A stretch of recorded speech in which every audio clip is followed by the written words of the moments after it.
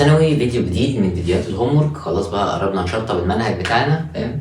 تحس ان احنا صنايعيه كده. فتعالى نشوف التفاصيل بتاعتنا في درس الباور الجزء التاني. هنا الجيفن بتاعنا سيكا مع اقرب سيكا كده، فاحنا هنشتغل عليه بشكل لطيف قوي. تبقى اكس باور، انا حاسس ان انا شيف بقدم الوصفه. ماشي، اكس باور 5 اوفر 3 ايكوال 32. دي لوحدها. واحده كمان 2 واي باور 4 اوفر 3 ايكوال 32. فاخدت دي ايكوال 32 دي ايكوال 32 عشان اقدر اتعامل، بس اصلح 32 لايه؟ اللي عندها اعاقه خفيفه. طب هنودي 5 اوفر 3 تروح هناك بباور 3 اوفر 5. قالتك الشقيه هيطلع الانسر ب 8. بوزيتيف ونيجاتيف؟ لا بوزيتيف بس. ال2 هتروح هناك بديفايدد، يبقى واي باور 4 اوفر 3 ايكوال 16. طب عايز اجيب الواي بس، هتبقى 16 باور 3 اوفر 4. هنعمل اللقطه دي بالكالكوليتور ونشوف الانسر هيطلع بكام. هيطلع بوزيتيف ونيجاتيف 8. اشمعنى حاطينها بوزيتيف ونيجاتيف؟ عشان الدينومينيتور تحت كان ايفن. طب بالك عايزين نعملهم بلس، ف 8 بلس 8 ب 16.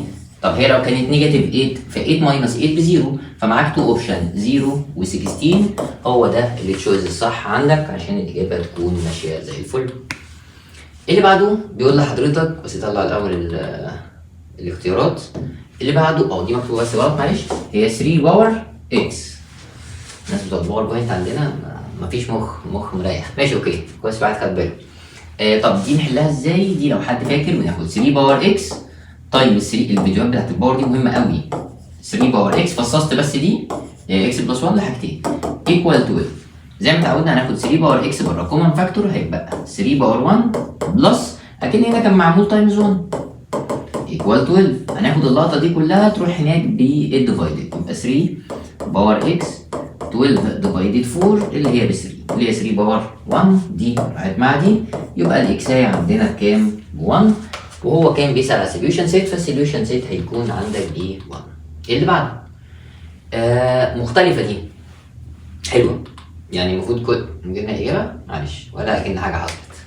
هنسيبها زي ما هي وكاننا مش شايفينها، يعني حاجه كده مش شايفين اصلا، فاهم؟ فعادي مش فارقه. ده الاسئله الحلوه. انت عارف مبدئي في الحياه، اغنيه عمرو دياب ايه؟ الحلو قول له في وشه يا حلو. فده حلو بجد. بص يا اخويا، هو هنا اهو هي 3 باور اكس بلس 3 باور 3 ديفايدد 3 باور اكس. ما هو اكن دي ماينس 12. ركز معايا في السؤال ده عشان السؤال ده حلو قوي. طب احنا في الحاله دي او في الكيس دي ما ممكن نعمل للسؤال كله تايمز 3 باور اكس عشان نخلص من اللي تحت دي. ف 3 باور اكس تايمز 3 باور اكس هتبقى 3 باور 2 اكس. لما نعمل تايمز 3 باور اكس، بس 3 باور اكس دي هتروح مع دي، هيبقى 3 باور 3 اللي هي 27. وهنعمل هنا 12 تايمز 3 باور اكس. يبقى انت لو كان عندك 3 باور اكس تحت، عملت تايمز 3 باور اكس ليهم كلهم عشان نطير الحته اللي تحت دي. الخطوه اللي بعديها هنودي دي الناحيه الثانيه، هتبقى 3 باور 2 اكس في مكانها ماينس 12 تايمز 3 باور اكس بلس 27 ايكوال 0. مستر، لا مش مستر، قبل ما انا او انت كده كده مش هسمعك يعني، بس هحس بيك ما تقلقش. هو احنا ليه عملنا كده؟ اولا ده فيديو حل مش فيديو شرح. يعني انت خدت الشرح في السنتر او اونلاين وخدت فيديو ملخص، المفروض تكون فاهم اصلا واتفرجت على الفيديوهات دي كلها وتعالى عشان تفتكر بقى انواع الاسئله دي. ده نوع من انواع الباور، واحنا اتفقنا ان عندنا كذا نوع من انواع الباور لازم عينك تكون متعوده عليه. ده النوع اللي هو بيتعمل له 2 براكت، وقعدنا شرحنا وصحنا كتير، ما ينفعش نعيد بنفس الصياح. ده هدف الفيديو ان انت تحل. 3 باور 2 اكس هتتفصص ل 3 باور اكس و 3 باور اكس، بس لما نيجي نحلها لازم يبقى في النص فيه 3 باور اكس، وده كلام صح. واعمل بالاله مود ايكويشن 3، هيطلع الاولى ب 27 سوري هيطلع الاولى ب 9 هنخليها نيجاتيف 9، هتطلع ب 3 هنخليها نيجاتيف 7. ودلوقتي بقى عندي 3 باور اكس ماينس 9 ايكوال 0، يعني 3 باور اكس ايكوال 9. وال9 دي اللي ممكن تبقى 3 باور 2 تك تك، يبقى الاكسيه بكام يا قائد؟ ب 2.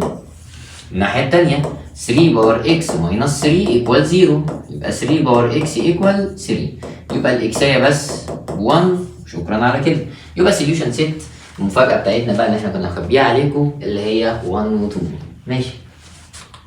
اللي بعده هتحاول يمسك بقى ايه؟ يمسك اعصابه في يا عم بتدوس. انا بعمل عمليه قلب يا لهوي. يا حول الله يا رب. ماشي طلعت الاجابه برضه، هنتفاجئ دلوقتي عادي جدا. هنعمل ايه بس؟ ماشي اوكي، هنشتغل برضه وهنتفاجئ ولا كأن في اي حاجه حصلت. تعال نصلح الشكل ده. هيبقى اكس باور اللي جوه اوفر اللي بره اللي هو 2 اوفر 3 ماينس 3 الواحد حاسس ان هو معلم معلم في السبتيه بصوته ده. اكس اللي جوه اوفر اللي بره 1 اوفر 3 بلس 2 ايكوال 0. نفس الشكل ونفس الاوبشن اللي فات، يعني 2 براكت 3 باور 2 او اكس سوري اكس باور 2 اوفر 3 هتتقسم لاكس باور 1 اوفر 3 واكس باور 1 اوفر 3، ولازم الباور ده يكون موجود في النص، وده حقيقه فعلا. هنعمل مود ايكويشن 3، هنكتب 1 ونيجاتيف 3 و2. هتلاقي الاولى طالعه دي 2 هنخليها نيجاتيف 2، الثانيه طالعه ب 1 هنخليها نيجاتيف 1. يبقى اكس باور 1 اوفر 3 ماينس 2 تروح هناك ب 2 على طول، يبقى الاكس بس 2، وادي ال 1 اوفر 3 تروح هناك ب 3 اوفر 1 تطلع ب 8. واكس باور 1 اوفر 3 ايكوال 1، يبقى الاكس بس عباره عن 1 باور 3 اوفر 1 اللي هي ب 1. يبقى الانسر الصح بتاعنا هو 1 و8. ودي المفاجاه الثانيه اللي في الفيديو بتاعنا. استنى بقى عشان انا ايه تعبت نفسيا بس كده، اقسم بالله بنعمل عمليه قلب مفتوح. ماشي، تعال نشوف دي هتتحل ازاي. بص يا باشا، فكرتها بقى برضو في السريع من الاسئله الحلوه. خلاص بقى انت عارف مبدئي في الحياه، وعارف مين المطرب اللي انا بحبه برضو في الحياه. ف 9 باور اكس فهتتفصص او مش هتتفصص، هنغير شكلها نخليها 3 باور 2، عشان 9 دي ممكن اخليها 3 باور 2. دي اسئله حلوه قوي. مشكلتك ان انت ممكن تستصعبها عشان انت فاكر ان هيجي حاجات لا هي هتيجي زي ما هي باختلاف الارقام. فانت عليك ان انت تخزن طرق الحل. ما تلاقي حاجه زي كده، هو هنا في 3 باور اكس، طب دي 9، طب ما نخلي 9 دي 3 باور 2، وفي بره في باور اكس، طب ما باور وباور بيتعمل تايمز هتبقى 3 باور 2 اكس. طب تعالى نشوف دي، ادي ماينس 30 تايمز 3 باور اكس ماينس 1 اللي هي 3 باور اكس اوفر 3 باور 1. طب ما تيجي نختصر ال 3 مع ال 30 ديفايدد 3 اللي هي 10 تايمز 3 باور اكس. ليه بعمل كل ده وازاي هعمل زيك يا مستر؟ عشان انا اكتشفت ان 3 باور 2 اكس لما اجي افصصها ان شاء الله 3 باور اكس و3 باور اكس لازم يكون في النص 3 باور اكس. هو انت كده معناه انت بتفهم. بلس 9 دي مفيش فيها اي اختلاف ايكوال 0. يبقى 3 باور اكس 3 باور اكس هنعملها مود ايكويشن 3 1 ونيجاتيف 10 و9 من الاسئله الحلوه قوي، وفيديو حلو محتاج انت تتفرج عليه تاني. يبقى 3 باور اكس ايكوال 9 و3 باور اكس ايكوال 1. يبقى الاكس بس ب 2 والاكس هنا هو ايكوال 0، والانسر بتاعنا هيكون 2 و0 او 0 2. تشوز ليتر سي. اللي بعده بيقول لك ذا نمبر اوف ريل روت للايكويشن دي والان اود. طب الان اود لما تروح هناك مش هنروح ببوزيتيف ونيجاتيف، هيبقى سوليوشن 6 عدد الحلول نمبر اوف سوليوشن 1. طب لو كان الان ده ايفن فبتروح ببوزيتيف ونيجاتيف هيبقى في حلين. سؤال سهل. اللي بعده الباور 6 ايفن، فلما تروح هناك عندي كام نمبر اوف سوليوشن او نمبر اوف روتس 2. سهله برضه مش عارف المشكله. اكس باور 4 ايكوال نيجاتيف 16. انت هيبان لك ان هما 2 بس اصلا لما تيجي تعمل روت لرقم نيجاتيف بيطلع ماس ايرور. او لو انت فاكر المنهج بتاع اولى ثانوي اللي هو فيه اي وكده بس هو ما حددش ان كومبلكس، فعندي النمبر اوف ريل لا بيسالك على الحاجات الحقيقيه، مفيش روت لرقم نيجاتيف. يعني عشان برضه ما ابقاش بصيح مع نفسي، انت عايز تجيب الاكس فهتعمل فورس روت لنيجاتيف 16.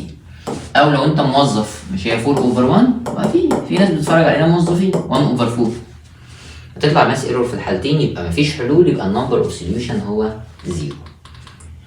اللي بعده عايزين نجيب الست اوف عايز اجيب السوليوشن ست نفسها بقى. ماشي، هنخلص من ال4 يبقى اكس ماينس 2 ايكوال فورس روت ل 16 هتطلع بوزيتيف ونيجاتيف 2.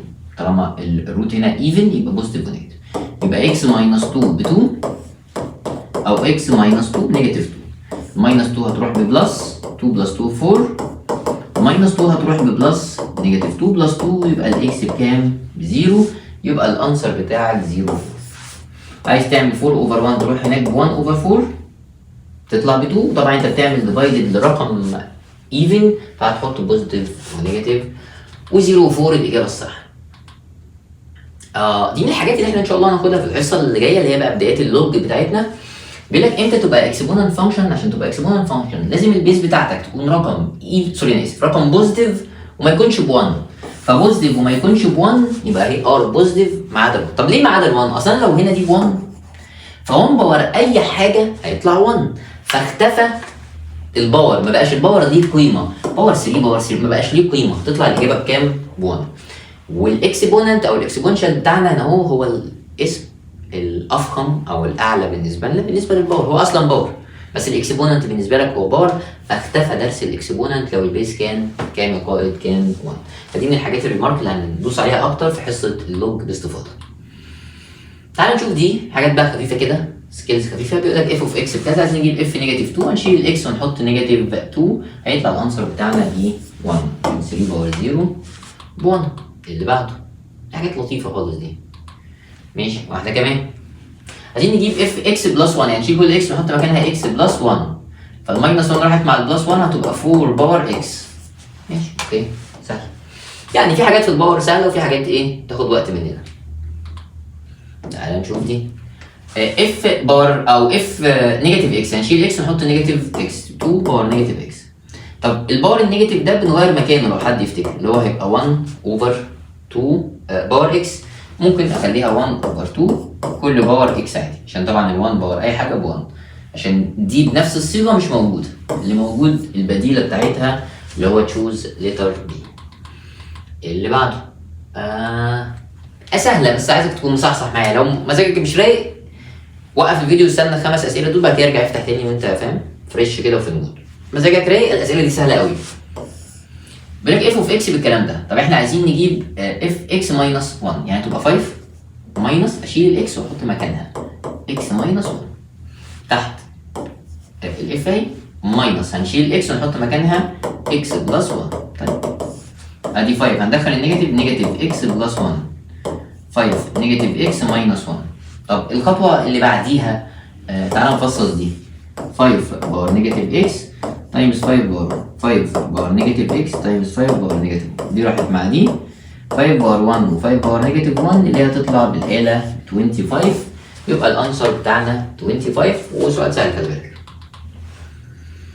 اللي بعده حلو ده، حلو ده. هو مدينا بقى اللي هي السخيفه، مديني بيقول لي هي اكس ماينس 1، احنا عايزين نخليها اكس بس.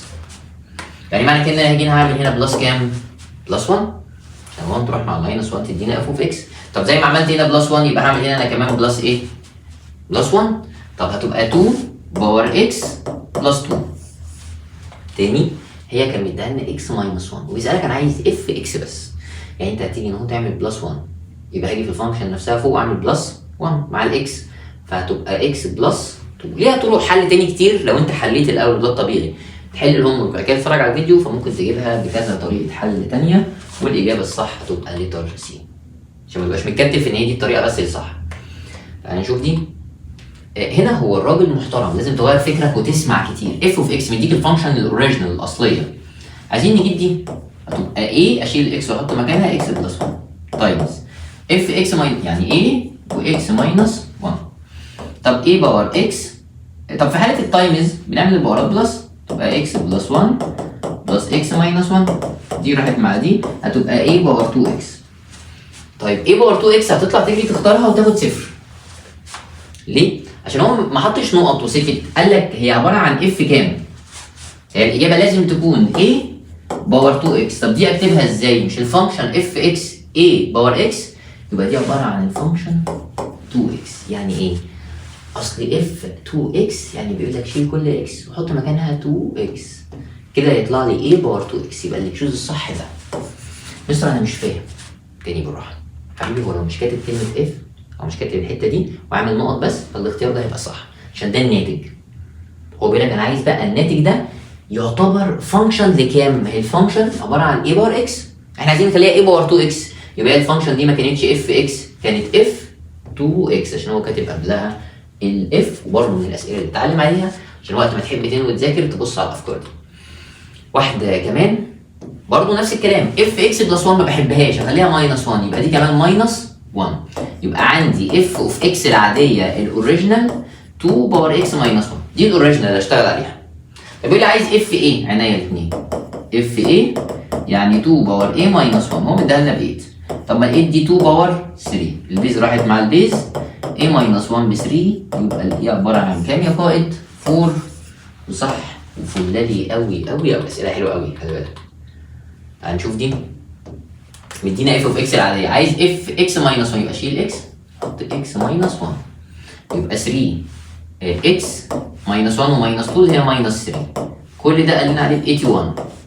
ال 81 اللي هو 3 باور 4 دي راحت مع دي، يبقى اكس ماينس 3 4 الماينس 3 هتروح ببلس، يبقى الاكس عندنا ب 7، و7 هو اللي تشوز الصح. اللي بعده سهله، سهله دي.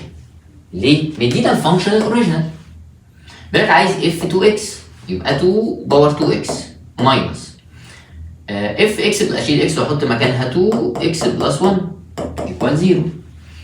طب نعمل ايه في دي؟ هناخد ال 2 باور اكس، تعال نفصصها 2 باور اكس و2 باور اكس عشان تفهم معايا، عشان مبقاش ضغط عليك، و2 باور اكس تايمز 2 باور 1. ده مبدئيا، ودي طريقه حل وتمشي وصح وزي الفل. طب ما تيجي ناخد ال 2 باور اكس بره كومن فاكتور، هيبقى 2 باور اكس ماينس 2 ايكوال 0. يبقى معاك 2 باور اكس ب0، ومعاك 2 باور اكس ماينس 2 ايكوال 0. يبقى 2 باور اكس ايكوال 2، يبقى الاكس بس ب 1. طب 2 باور اكس ب0 مفيش حاجه تدينا 0 للاسف، فدي حاجه ريفيوز. يبقى الانسر الصح بتاعك بكام يا قائد؟ ب 1. 1 هو اللي تشوز الصح. واحده كمان. هتيجي الفانكشن اصلا بيقول لك عايز اجيب دي، تبقى 3 باور اكس بلس 1 ماينس 3 باور اكس ماينس 1، كل ده ب 24. تعال نفصص دي، 3 باور اكس 3 باور 1. ليه ما عملتش يا مستر 2 براكت؟ الثانيه لما تبقى 3 باور 2 اكس وفي النص في 3 باور اكس، لو انت مصحح 3 باور اكس تايمز 3 باور نيجاتيف 1، حاسس انها بقت جد قوي.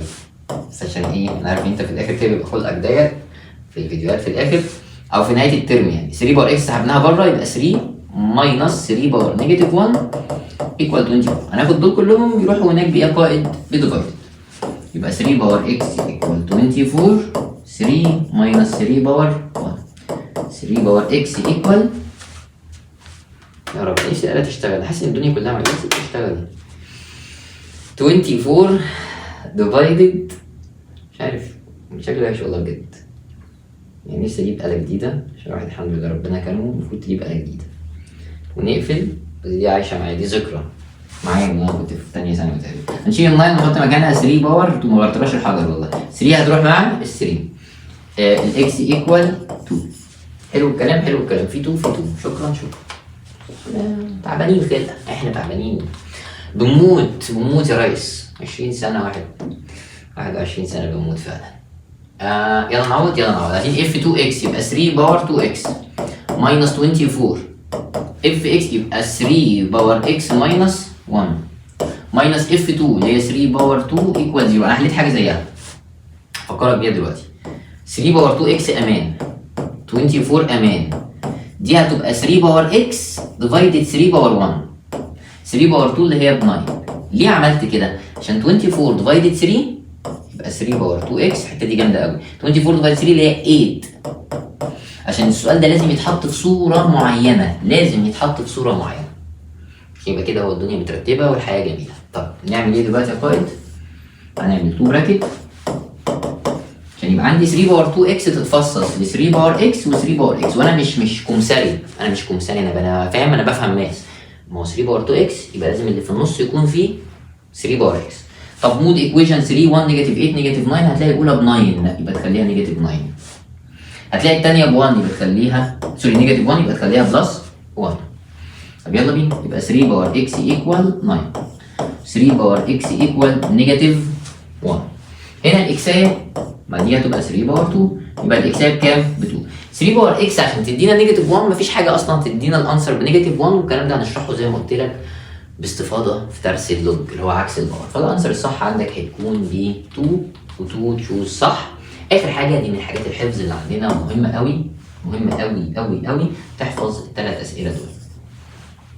بيقول لك امتى الباور فانكشن او الاكسبوننت فانكشن تكون انكريز؟ لما الاي تكون بكام؟ بص عشان الفانكشن دي تزيد لازم الاي ده يكون رقم اكبر من 1، لازم يكون اكبر من 1.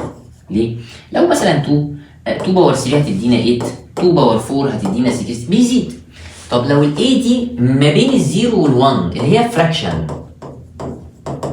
يعني مثلا هاف، طب هاف باور 2 بكوارتر، طب هاف باور 3 بتزود اهو في الحاجه اهو تطلع ب 1 اوفر 8 عماله تقل، طب هاف باور 4 1 اوفر 16، فكل ما الباور عمال يزيد هي بتقل بالنسبه لك. طب طب اعمل ايه؟ عندك تو اوبشن، تحفظ او تفهم اللي انا بقول لك عليه. يبقى امتى هي الاكسبوننت فانكشن هتكون بتزيد؟ لما البيز تكون اكبر من 1. اصل لو البيز فراكشن اللي هي ما بين الزيرو وال1 هتبقى ديكريز، بدليل ان انا عمال ازود في الارقام بس القيمه بتقل. يبقى الانسر الصح عندك ايه؟ بيجر ذان ال1. اللي بعدها على طول بيقول لك امتى هي تبقى ديكريز؟ لما البيز تكون ما بين كام وكام؟ الزيرو وال1 اللي هي باختصار تكون فراكشن. اخر سؤال عندنا بيقول لك عايزين نجيب الرينج دي، عندك كذا اوبشن، تعالى نعوض كده ونشتغل واحده واحده. اولا لو حطيت الاكس هنا هو مثلا بزيرو، فالاجابه هتطلع ب1 هاف باور 0 1. طب لو عملت هاف باور 1 دي 1 هاف باور 1 بهاف. طب لو قعدت ازود هاف باور 2 كوارتر عماله تقل لحد ما تبقى رقم ديسيمال صغير قوي، بس عمرها ما هتوصل للزيرو. يعني تبقى اقرب حاجه للزيرو بس عمرها ما هتوصل للزيرو. طب الناحيه الثانيه لو قلت لك هاف باور نيجاتيف 1 هتلاقيها 2، هاف باور نيجاتيف 2 ب 4 عماله تزيد. فانت عندك الاوبشن اقل حاجه ممكن تحصل هو زيرو. ما هو الرينج بيجي من الواي، والواي هي الاف اوف اكس اللي هي الناتج.